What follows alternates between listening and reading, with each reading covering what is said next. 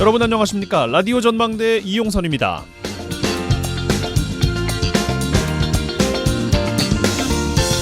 이번 총선의 후폭풍 정부 여당의 지도부와 대통령실로 번지고 있죠. 윤석열 대통령이 국민의 뜻을 받아들여서 국정을 쇄신하겠다고 밝혔고 그 첫 스텝으로 인적 쇄신이 이루어지고 있습니다. 대통령실 주요 참모진과 한덕수 총리가 사의를 표명했고 한동훈 비대위원장을 비롯한 여당의 주요 인사들이 사퇴했습니다. 벌써부터 관리형 인사를 배치하겠다는 이야기가 나오면서 후임이 거론되고 있습니다. 독단과 불통을 멈추고 협치하고 소통하라는 국민적 요구에 들을 귀를 준비하겠다는 시도로 풀이됩니다. 야당에서는 환영의 뜻을 내고 영수회담을 제안하고 나섰어요. 지금의 분위기가 언제까지 지속될지 장담할 수 없습니다만 여전히 남아있는 의대 증원 문제, 최상병 특검, 첨예한 문제에 대해서도 협치가 가능할지가 미지수입니다. 확실한 건 정부와 여당이 사람만 바꾸는 쇄신으로 그친다면, 그리고 슈퍼 야당이 민심을 배반하고 그들만의 리그를 고집한다면 유권자들은 가차없이 표를 거두어 드릴 거라는 것입니다. 오늘 라디오 전망대가 준비한 소식입니다. 지역 소식들 뉴스 브리핑 통해서 들어보고요. 매주 금요일 코너 민원 해결사 YMCA 토론 이어집니다. 잠시 후에 뵙죠.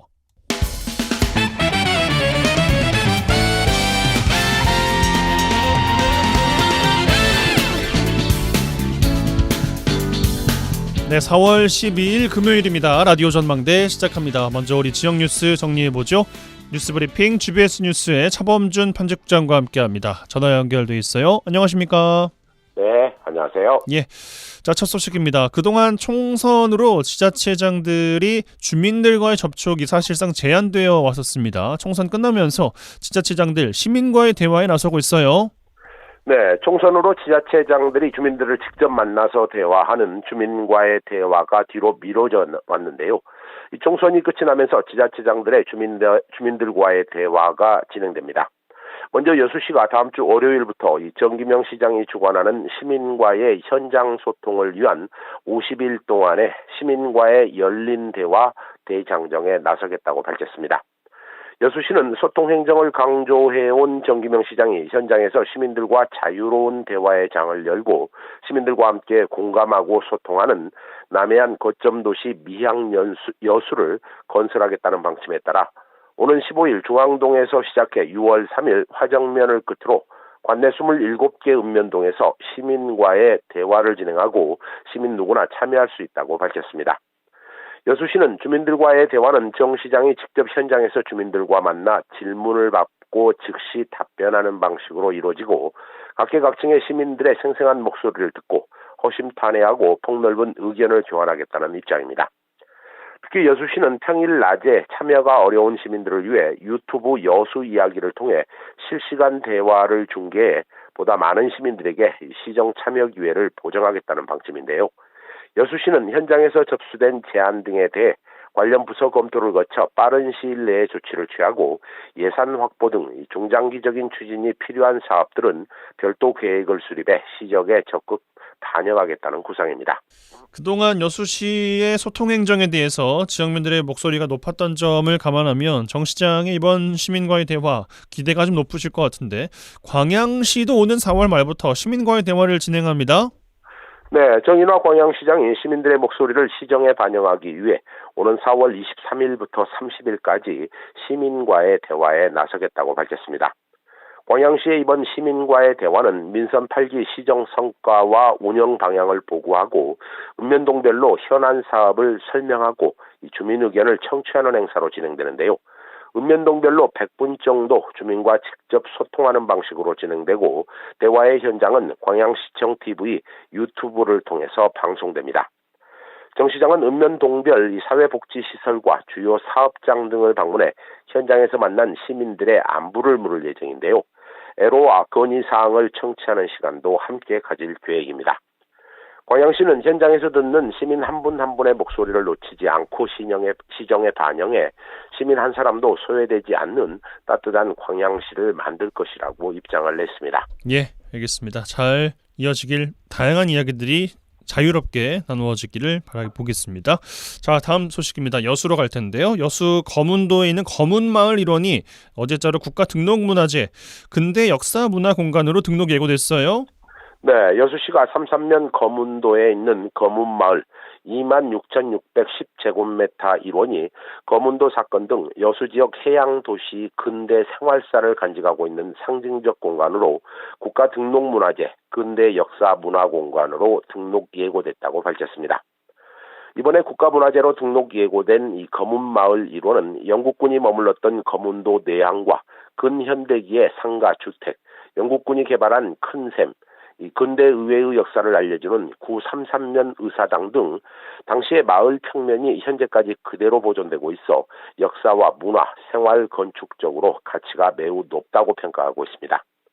특히 거문도 사건 당시 거문도에서 중국 상해까지 연결한 이 통신 케이블인 여수 거문도 해저통신시설과 1959년 준공돼 현재 삼삼면 의회 관련 기록을 보존하고 있는 여수 거문도 구삼삼면 의사당은 초창기 지방자치를 대표하는 문화유산으로서 별도의 문화재로 등록될 예정입니다. 예, 여수시는 지난 2022년 문화재청이 주관하는 근대 역사문화공간 활성화 공모 사업에 전국에서 유일하게 선정된 바가 있습니다. 근대 문화유산 가치를 활용한 관광산업 관심이 필요해 보입니다. 네, 문화재청은 이번에 등록 예고된 거문도 거문마을 근대역사문화공간에 대해 30일 동안의 예고 기간을 거친 뒤에 문화재위원회의 심의를 거쳐 오는 5월 중에 국가등록문화재로 최종 등록할 예정입니다. 앞서 여수시는 2022년 문화재청 근대역사문화공간 활성화 공모 사업에 전국에서 유일하게 선정된 바 있는데요. 여수시는 거문마을 일원이 문화재로 최종 등록되면 문화재에 대한 보수 정비와 교육, 전시, 체험공간 조성 등 근대역사 문화공간 활성화 사업을 본격적으로 추진하겠다는 구상입니다. 여수시는 거문리 일원이 근대문화유산의 가치가 대외적으로 인정받은 만큼 역사, 문화, 관광이 함께하는 명소로 조성해 지역민과 상생할 수 있는 특화된 공간으로 개발하겠다는 구상입니다.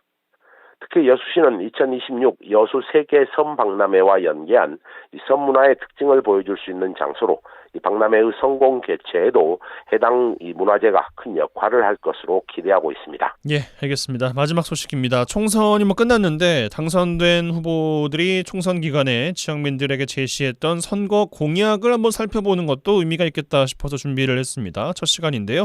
순천 광양 곡성 구례을 더불어민주당 권양엽 당선자가 제시한 주민들과 약속 한번 살펴볼까요?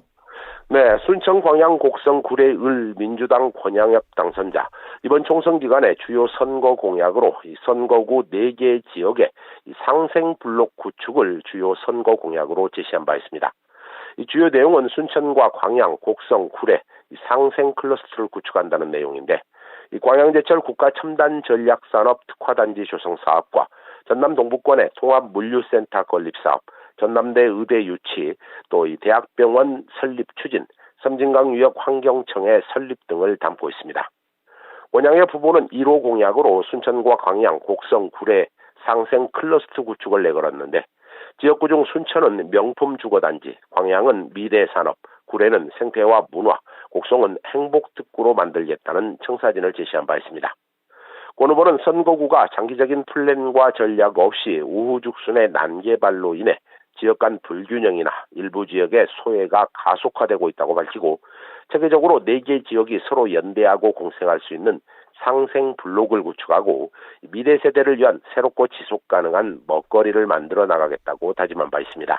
예, 권영엽 당선자의 공약 가운데 주민들께서 관심 갖고 기억해둘 주요 선거 공약 더 세부적으로 정리해 주실까요?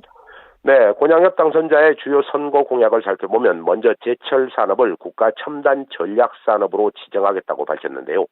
이 권 당선자는 전 세계의 기후 위기 대응으로 인해 제철 산업이 위기에 봉착했다고 밝히고 수소 환원 제철 등의 연구 개발이 하루빨리 이루어지고 반도체나 2차 전지 등과 함께 제철 산업을 국가 첨단 전략 산업으로 지정하겠다고 공약한 바 있습니다. 이와 함께 전남권 의대 유치와 대학병원 설립은 반드시 전남 동북권에 해야 한다고 밝혔는데 이 국가산단이 몰린 도시임에도 불구하고 상급 병원이 이렇게 먼 곳은 전남 동북권이 유일하다고 주장했습니다. 이 밖에도 지역 물류산업 활성화를 위해 전남 동부권에 통합물류센터 건립을 약속했고 섬진강의 홍수 피해를 예방하기 위한 섬진강유역 환경청 설립을 약속한 바 있습니다. 예, 알겠습니다. 여기까지 들어보겠습니다. 뉴스브리핑 GBS 뉴스의 차범준 편집장과 함께했어요. 고맙습니다. 네, 고맙습니다.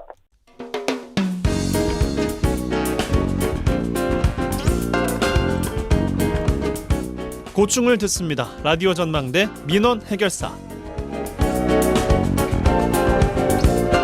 네, 청취자 여러분들의 민원 사항들 해결해드리는 민원 해결사 시간입니다. 이미지 리포터 나와 계세요. 어서 오십시오. 네, 안녕하십니까. 네.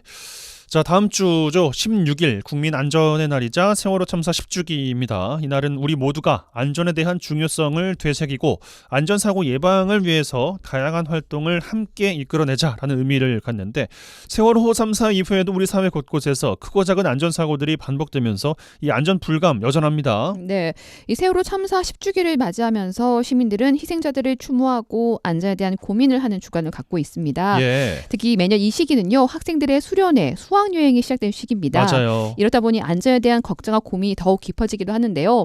이 10년 전 발생한 사고지만 아직도 어제 일처럼 생생하게 기억하는 사람들 많습니다.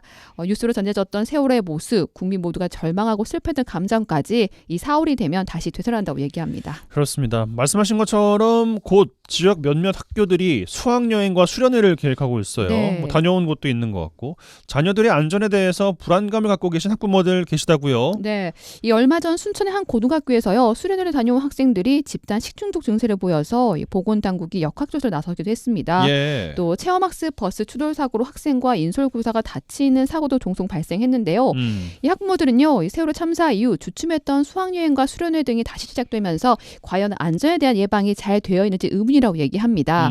또 지난해 하반기요, 학생들이 수련회나 수학여행에 가기 위해서 꼭 이용해야 하는 현장 체험학습용 전세버스에 대한 안전 규제가 완화되면서 이 장거리 이동이 또 불안하다는 부분도 있습니다. 예. 이렇게 안전에 대한 불안감으로 커져가면서 교육 당국의 노력이 조금 더 부족하다는 지적도 있습니다. 학부모 얘기 들어보시죠.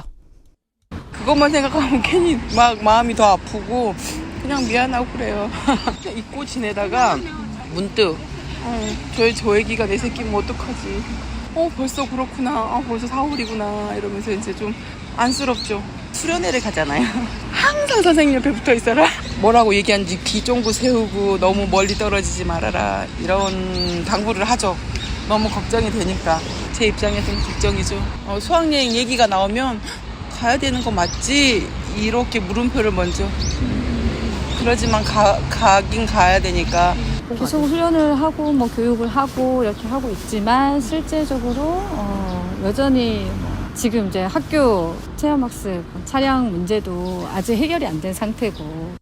예, 세월호 참사 계기로 국민 안전의 날을 제정하고 더 이상의 참사가 있어서는 안 된다라고 이야기했지만 되풀이되는 사고로 인해서 국민들의 불안감 줄이지 못하고 있습니다. 그만큼 국민들을 위한 사회 안전망이 아직 제대로 구축되지 못했다라는 반증 아니겠습니까? 네, 이 세월호 참사 이후 최악의 재난이었던 이태원 참사, 오송 지하차도 참사 등 이 안전 불감증으로 인한 사고들이 계속해서 발생했습니다. 예. 이 시민들은 안전에 대한 경각심을 갖고 예방이 가능한 안전 사고를 줄이기 위한 노력이 조금 더 필요하다고 지적하는데요.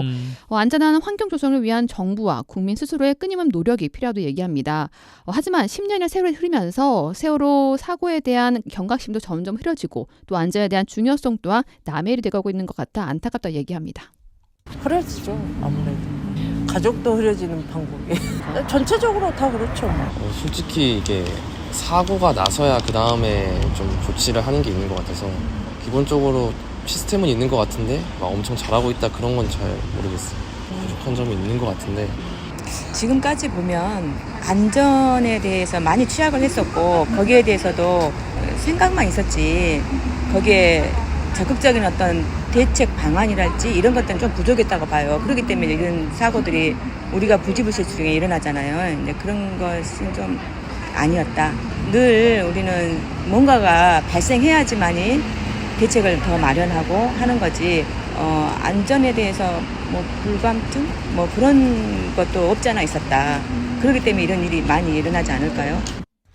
예, 그렇습니다. 그 무엇보다 안전사고에 대한 경각심 그리고 안전사고 예방을 위해서 주의를 늘 기울이는 게 필요할 텐데 국민 안전의 날 맞아서 지역에서도 다양한 행사들이 마련된다고요? 네, 이 국민 안전의 날을 앞둔 주말인 내일 지역 곳곳에서 세월호 참사 10주기와 국민 안전의 날을 맞아 다양한 행사들이 마련됩니다. 예. 이 여수 YMCA는요, 내일 이순신 광장에서 오후 1시부터 5시까지 노란 바람개비 접기, 추모 팔찌 만들기, 걷기 행사들 마련합니다. 네. 또 광양 서천변 음악분수대 무대에서도요, 오후 2시부터 추모식과 기억문화제가 개최됩니다. 순천시에서는요, 조금 더 특별한 무대가 마련되는데요. 내일 오전에는 4.16 기억하는 동천 걷기 행사가 열리고요. 저녁에는 조례호수공원 수변 무대에서 순천시민 416명 구성된 순천시민 4.16 합창 추모 음악회인 세월의 울림을 개최합니다. 예. 그리고 16일 당일에는요, 저녁에 순천 웃장에서 10주기 영화 상영회로 3가지 안부를 상영한다고 합니다. 그렇습니다. 국민 안전의 날 참 많은 분들이 4월 되면 뭐 우울감을 또 호소하시기도 하는데 그것보다 더 중요한 건 안전한 사회를 만드는데 우리 모두가 마음을 함께하고 공참하는 것이지 않을까 싶은 생각이 듭니다. 민원 해결사 이미지 리포터와 함께했어요. 고맙습니다. 네, 감사합니다.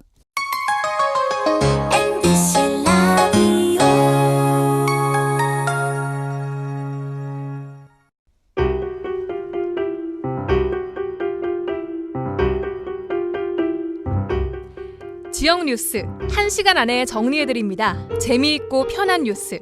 지역 시사는 역시 이용선의 라디오 전망대.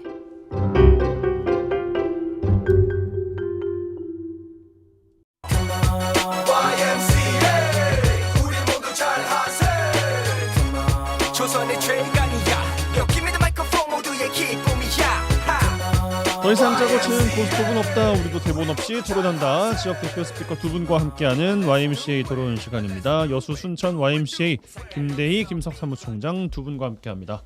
두 분 어서 오십시오. 네, 안녕하십니까.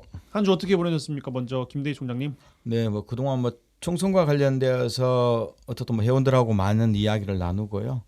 그리고 내일이 지난 2014년 4월 16일 세월호 참사가 일어난 지 10년이 되거든요.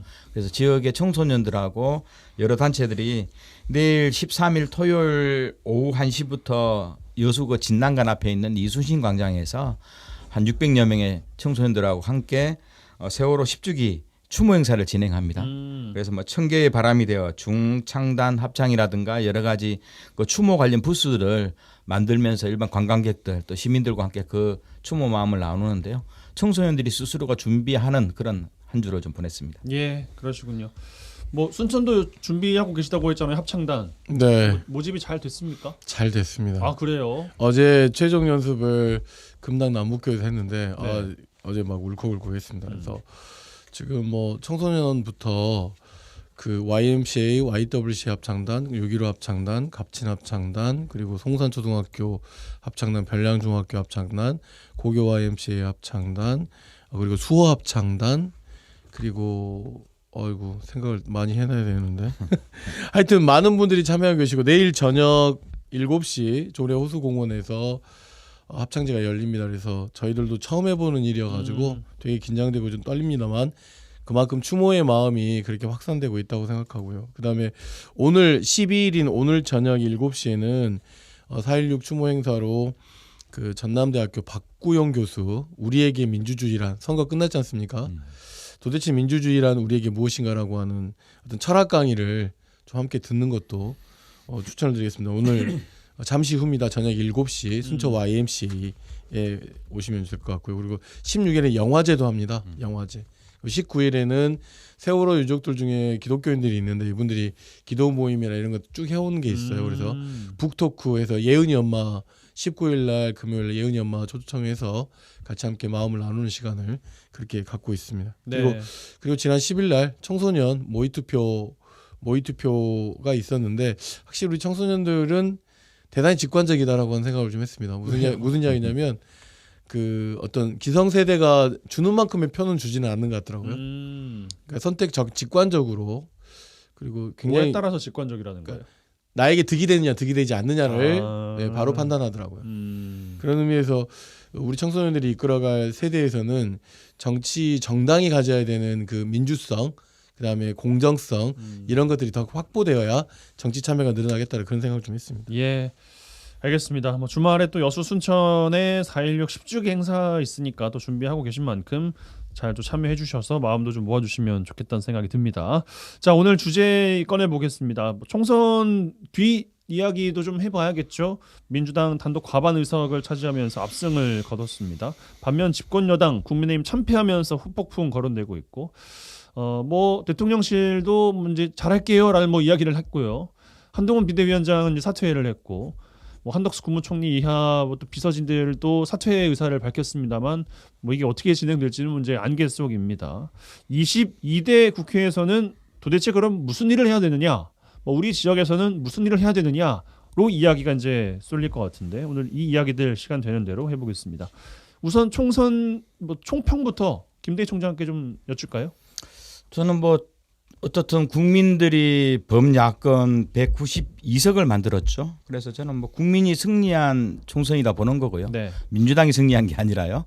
국민이 승리한 거라 보는 거고, 이제는 국민이 요구한 정치개혁이라든가 사회적 개혁을 정치가 답을 해야 되는 시간이라고 좀 봅니다. 그래서 어떻든 정치가 이러한 국민들의 요구와 바람에 대해서 어떻든 답변과 실천의 그 흐름을 줘야 되는 거고, 역으로 말하면 저는 정치개혁과 특검의 시간을 정치가 올바로 좀 열어야 된다 이렇게 보고요. 그런데 저는 이제 불안감이 있는 것이, 대통령은 혹시나 그래 이 정도면 됐다 108석이면 탄핵과 뭐 어떤 거부권 문제는 뭐 벗어났다 뭐 이렇게 안일하게 바라보는 것이 아닌가. 왜냐하면 이 정도라면 저는 대통령이 직접 국민 앞에 사과를 하고요. 그동안 2년 동안 무슨 문제가 잘못되었고 앞으로 뭐 3년은 뭐 새로운 뭐 범야권이 뭐 거대 정당으로 출연했기 때문에 여기에 대해서 대통령실이 어떤 변화와 반성을 가지겠는지 해야 되는데, 국무총리하고 대통령실 수석 정도의 사인만 나왔거든요. 그래서 대통령실은 오히려 좀 더 개혁과 변화를 거부하는 그런 모습으로 갈지 않을지 하는 그런 좀 불안감도 좀 가져봅니다. 예. 김석 총장께 총평 먼저 듣겠습니다. 일단은 정권 심판에 대한 거센 태풍이었다고 생각합니다. 저는 이제 김대희 총장님과 좀 다른데 저는 완벽한 민주당의 승리였다고 생각합니다.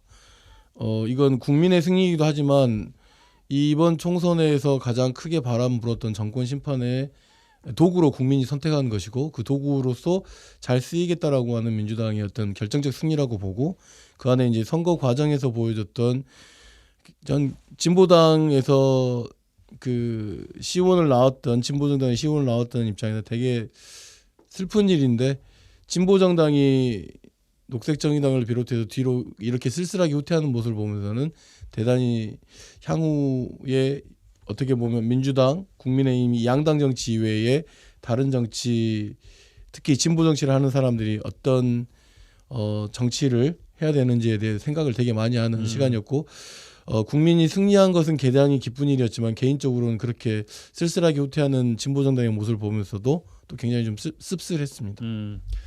또 바라보시는 바에 따라서 또 총평을 주셨는데 요것도 한번 또 여쭤보죠. 민생 안정을 어쨌든 하겠다는 거 아니겠어요? 여야 모두가. 근데 뭐 윤 대통령 재임 시절에 지금도 이제 이어지고 있습니다만 뭐 영수회담이랄지 아무튼 뭐 야권과 대화하는 모습을 찾아보기가 힘들었잖아요. 그걸 좀 하겠다고 이야기를 하는 건지 어떻게 받아들이시는지도 궁금한데요. 현재 뭐 그 문제가 전혀 안 나와 있어서요.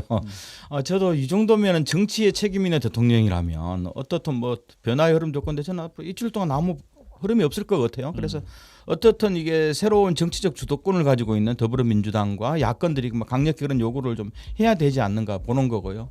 오히려 뭐 이런 새로운 대통령의 변화, 용산의 변화 문제는 오히려 범야권은 다 동시에 느끼거든요. 이준석 대표도 보니 어떻든 뭐 탄핵까지도 오히려 고려하는 정도, 굳이 반대하지 않는 거, 더 이상 변화가 없다면 그런 흐름이기 때문에 어떻든 어떻게 이제 변화될 것인지, 정부 시민들은 이번 총선을 통해서 어떻든 다양한 개혁 요구를 했어요. 그리고 선거 제도의 개혁, 선거구제 문제라든가 어떻든 뭐 선거 제도의 개혁뿐, 이런 정치적 개혁뿐만 아니라 저는 좀 특검의 문제, 특히 최상병 문제, 김건희 문제, 여러 가지 이종섭, 한동훈 등 어떻든 국가 권력의 불법적 문제에 대한 어떻든 특검에 요구하는 이런 거에 대한 흐름들도 가야 되는 거고, 저는 그것이 정권 심판론에 기반해서 국민들이 좀 다양하게 야권에 힘을 줬다고 보는 거고요. 그래서 문제는 이런 어떤 정치 개혁과 특검의 문제뿐만 아니라 물가 문제 심각하죠. 경제적 문제,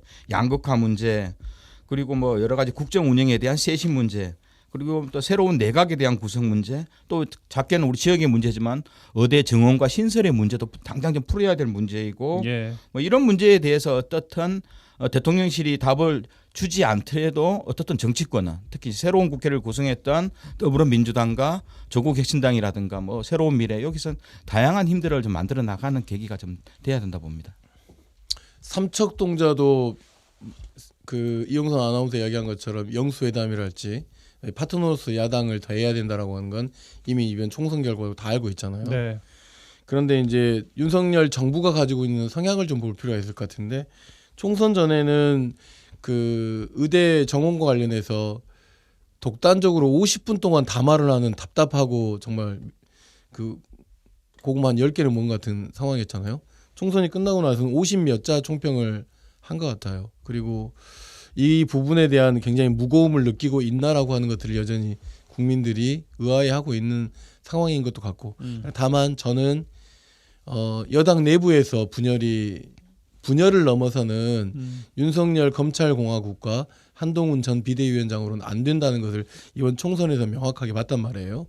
국민의힘은 아주 오랫동안의 전통과 역사가 있는 정당이에요.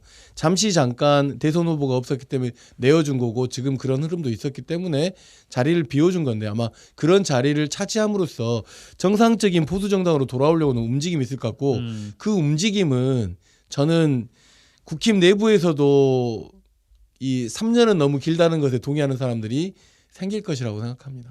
그렇기 때문에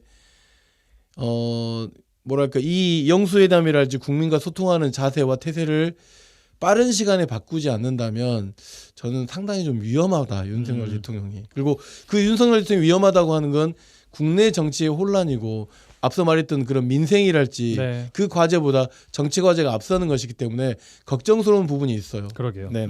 저는 그동안 2년 동안 대통령의 모습과 여러 가지 정치적 사항에 대한 판단력을 본다면 저는 영수회담 제안 안 할 것 같아요.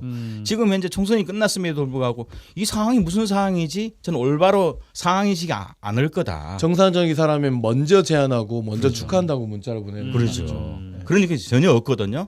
그래서 여전히 이게 지금 어떤 상황 판단도 못하는 그런 상황이 될 거고, 저는 그것이 계속 지속된다면 22대 국회 개원 전에 벌써 식물정권으로서의 흐름은 계속 가버릴 거다. 알겠습니다. 뭐 전국 판세와 전망 뭐 짧게나마 이제 해봤고요. 아무래도 저희는 뭐 지역 방송이기 때문에 지역 이야기도 좀 해봐야겠습니다.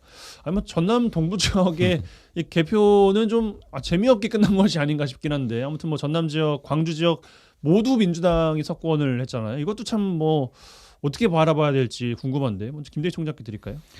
네, 어떻든 뭐 예상을 했던 영역이거든요. 뭐 전국적으로 보면 무소속이 한 명도 없잖아요. 네. 모두 다 정당 소속이 가진 사람들이 당선이 되었는데, 저는 서부권은 뭐 재선 3선, 5선 뭐 다양한 경력 있는 무섭더라고요. 저거 보고 면면을 보니까 서부권의 위험은 예. 여기서 앞으로 어벤져스급이 거의 뭐 그려져가지고 앞으로 뭐 도지사라든가 지금 뭐 도당은 다 서부권이겠다는 느낌이 있는데, 상대적으로 동부권은 초라해요. 왜냐하면 가뜩이나 서부권에는 모든 공공기관이 다 모여 있거든요. 뭐 도청, 뭐 교육청, 경찰청부터 해서 도 단위 광역과 관련된 모든 공공기관이 서부권에 모여 있는데, 그게 답판식으로 정치도 국회의원도 다 아마 다선급이 위용돼 있고, 동부권은 주철현 의원이 혼자만 재선이고 그렇죠. 다 초선이거든요. 지난번도 다 초선이었고. 네. 예. 그러다 보니까 저는 동부권 지역은 동부권만이 가져야 될 중요한 문제가 있어요. 여순사건 특별법 문제를 올바로 되돌리는 문제, 네. 그리고 제대로 잡아가는 문제하고요. 또 의과대학과 관련된 공공의료 문제, 또 지역의 기후 위기와 또 생태 환경을 복원하는 문제, 그리고 현재 중화학 산업이 굉장히 어렵잖아요. 거의 뭐 사양 산업이 되어버리는데, 그러면 이를 대체하는 동부권 지역의 새로운 좀 경제적 모델을 구축하는 문제, 이 문제는 바로 국회의원들이 답을 주지 않으면 도저히 뭐 어떤 해결 방안이 나오지 않는 건데요. 거기에 대해서 과연 이 초선 의원들이 제대로 전남 동북권 80만 도민들의 입장을 가지고 단일 대우를 가져갈 건지 지금까지는 지난 21대는 삐걱삐걱했거든요. 서로 입장을 좀 나누지도 못하고 뭐 어떻게 단일 정선 가지는 것도 제대로 없었고 했는데 과연 이 초선 의원들 중심으로 80만 도민들의 동북권 지역 주민들의 좀 의견들을 올바로 담아낼지 그리고 현재 지금 각기 따로따로 가고 있는 세 개의 그 시단위 행정구역 단위를 좀 나름대로 공동의 의제로 좀 묶어내는 문제 이런 문제 다 정치가 좀 답해야 하는 문제인데 예. 그래서 저는 뭐 주철현 의원의 역할은 굉장히 크다고 봅니다. 지금 제대로 해야 된다고 보는데 아무튼 뭐 혼자 재선이시니까. 예, 그런데 역시 그거에 대해서도 아직 물음표가 좀 거기까지 네. 개별 이슈들 이야기는 조금 이따가 뭐 네, 이야기를 네, 좀 비중 있게 나누도록 하고요. 일단 전남 지역 혹은 뭐 전남 동부 지역의 투표 결과 어떻게 보십니까?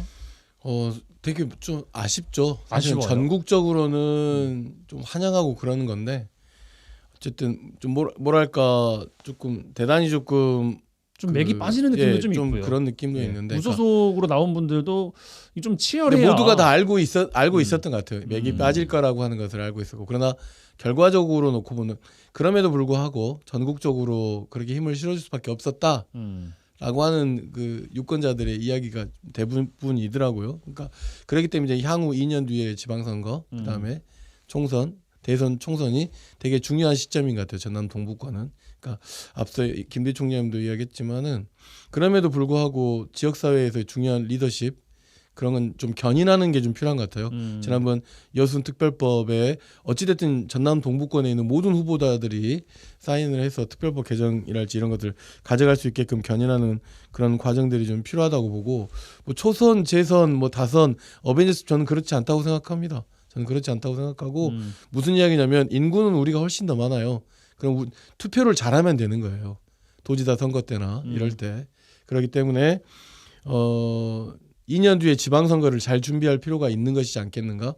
예, 그런 측면에서 그동안에 동북 권역에 소외했던 문제들을 결국은 투표로 심판하지 않고는 계속 썰전밖에 안 되는 것 같아요. 예, 그런 과정들의 힘을 모아내는 과정들이 좀 필요한 것 같다. 예, 그렇게 생각하고 있고 다만 결과가 민주당이어서 아쉽다라기보다는 전반적으로 각양각색의 사람의 의견이 좀 수렴된 투표였나? 좀 이런 것들 때문에 좀 아쉬운 것 같긴 합니다. 무슨 말씀이세요, 그거는? 그러니까 너무나 민주당 내에 다양한 의견이 없어져 버리잖아요.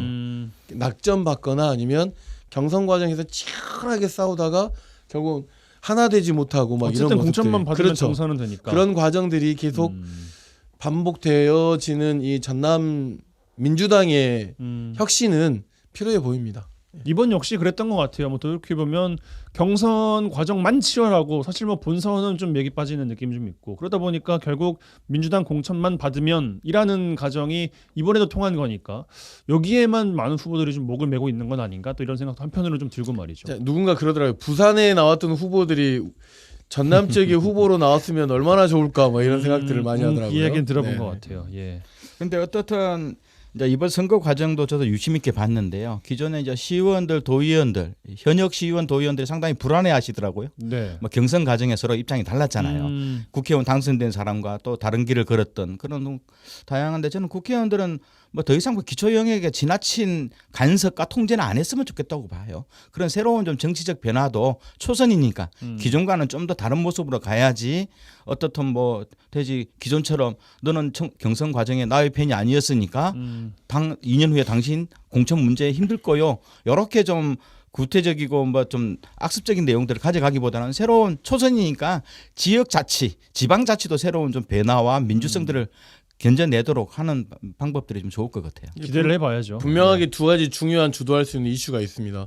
하나는 여순특별법 개정이고 하나는 그 의대입니다. 의대. 그렇기 때문에 전남 동북권역에 있는 의원들께서 힘을 똘똘 뭉쳐서 정권 심판도 나서기도 하지만 지역 현안의 이 두 가지 문제에 대해서 뭔가 굉장히 중요한 그 국회 내에서의 역할을 좀 해주기를 부탁드리겠습니다. 바로 그 이야기로 좀 들어가 보겠습니다. 여순 사건 특별법 어쨌든 이제 개정이 시급한 상황이라고 저희가 여러 차례 이야기를 했는데 뭐 당선자들께 이제 들리면 이제 좋겠잖아요. 저희 방송이 어떤 제안을 좀 하고 싶으신지 구체적으로 말씀 주시면 좋겠습니다. 저는 빠르게 그 유족회와 비상대책위와 당선자들이 함께하는 좀 간담회가 좀 이루어졌으면 좋겠습니다. 그리고 7월 2일 개원 전에 이미 특별법 개정 내용들은 이미 합의가 되어 있는 상황이거든요. 예. 국회 내에서 일정 부분 그런 워크숍들이 좀 개최될 수 있게끔 자리를 마련하는 것들이 있으면 좋겠는데 그렇지 않다 하더라도 법 개정과 관련해서 빠르게 중요한 포인트를 짚어서 개정할 수 있도록 좀 요청을 해야 될 것 같습니다. 왜냐하면 국회가 열리고 나면 지금 특검 뭐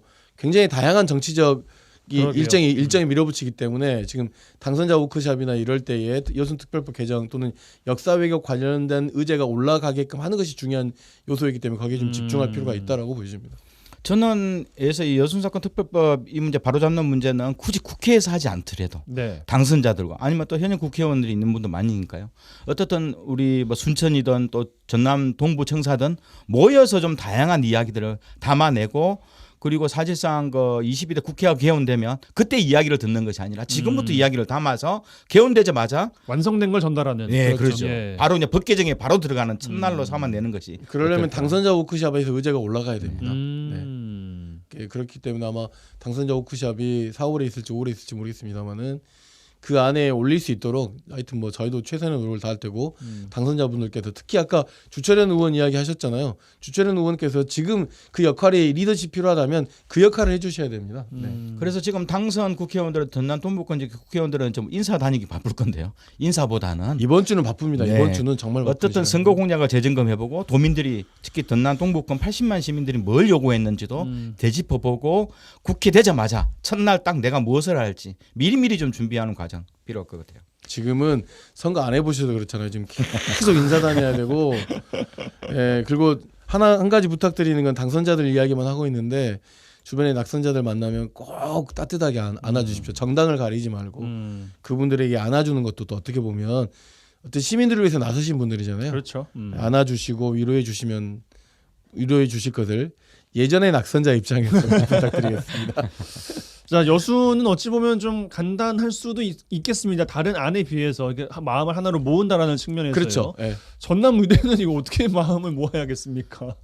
전남 의대는 분명하죠. 어쨌든 전라남도가 공모를 신청하고 있는데 네. 우리 지역에는 뭐 순천대학교나 이걸 신청 안 할 수 없는 상황이잖아요. 공모에 응하고 지금 현재로서는 이 윤석열 정부 안에서의 의대 문제를 해결하려고 치면 네.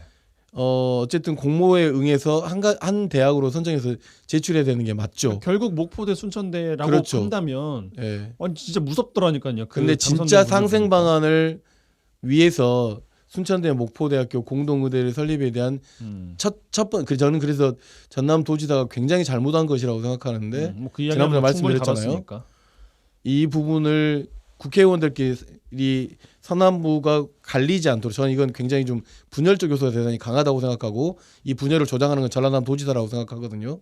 요것을 통합하는 리더십을 좀 보여줄 필요는 있을 것 같고 그럼에도 불구하고 어쨌든 전남 동부권에 있는 의원님들은 전남 동부권의 의대 유치에 대한 당위성 이야기를 굉장히 강요할 필요가 있을 것 같습니다. 동부권 의원님들도 다 지금 생각이 다른 거잖아요.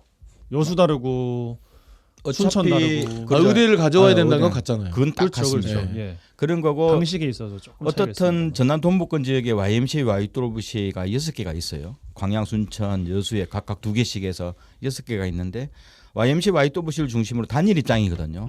동부권 지역은 순천대학이 의과대학을 유치해서 어떻든 80만 시민들의 건강과 생명에 대한 구체적인 좀 기본적 권리들을 강화하는 계통으로 좀 가자고 하는 입장을 좀 계속 가지고 있는데요.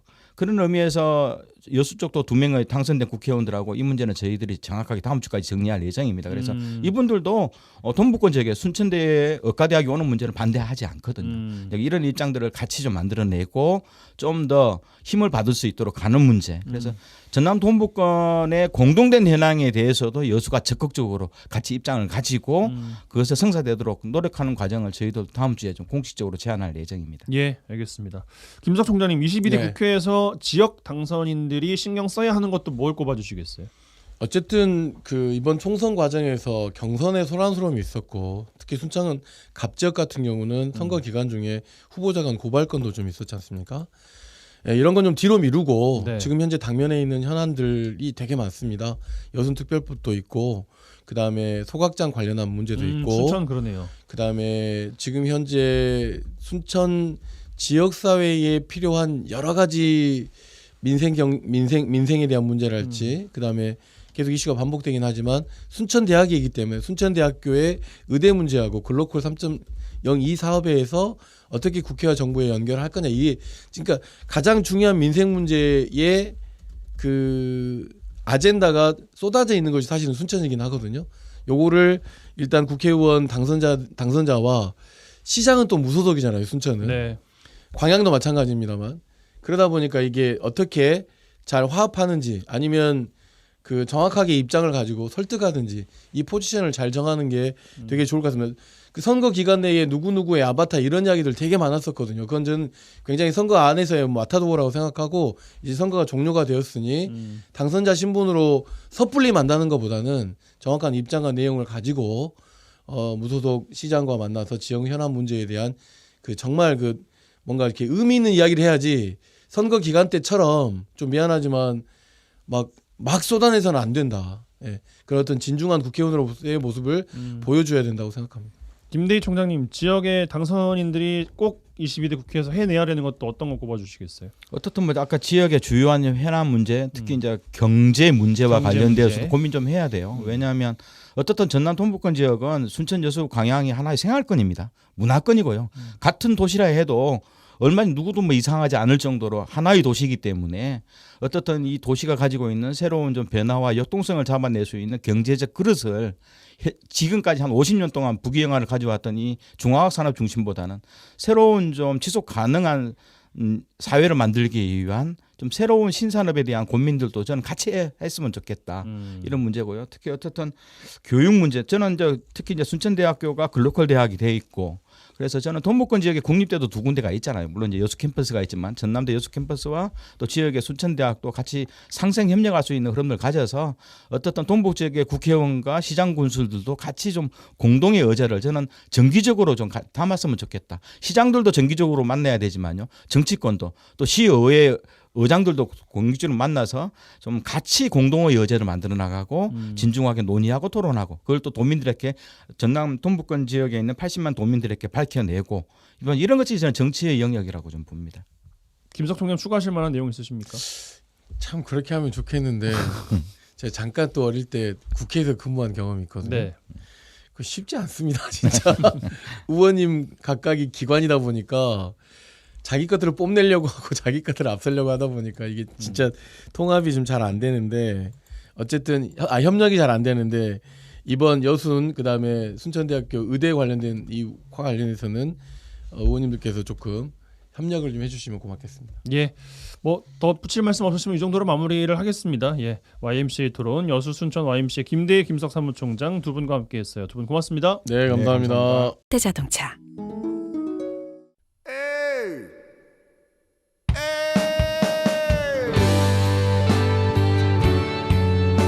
네, 4월 12일 금요일 라디오 전망대 오늘 준비한 소식은 여기까지입니다. 오늘도 이번 주도 고생 많으셨습니다. 주말이네요. 주말 충전 잘 하시고 다음 주 월요일 저녁에 다시 인사드리겠습니다. 들국화의 걱정 말아요 그대 흐르고 있어요. 이 노래 들으시고 주말 편히 잘 쉬십시오. 이용선이었습니다.